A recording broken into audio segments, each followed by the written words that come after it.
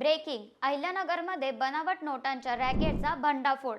एक जण अटकेत। कुठं घडला हा प्रकार? वर आणि खाली खरी नोट पण मध्ये सगळ्या बनावट।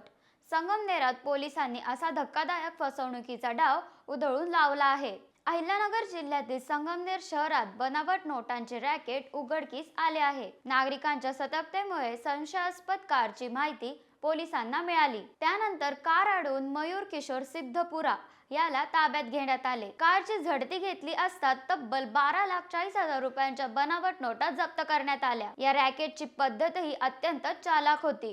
प्रत्येक बंडलात वर आणि खाली खऱ्या नोट ठेवून मध्ये बनावट नोटा भरल्या जात होत्या। त्यामुळे व्यवहारात सहज फसवणूक होऊ शकत होती। प्राथमिक तपासात या नोटा संगमनेर मधील एका व्यक्तीपर्यंत पोहोचवण्यासाठी आणल्या जात असल्याची माहिती समोर आली आहे। या प्रकरणातील आणखी 2 ते 3 आरोपी फरार असून त्यांचा शोध सुरू आहे। या रॅकेटचे आणखी धागेदोरे उलगडतात का याकडे आता सर्वांचे लक्ष लागले आहे।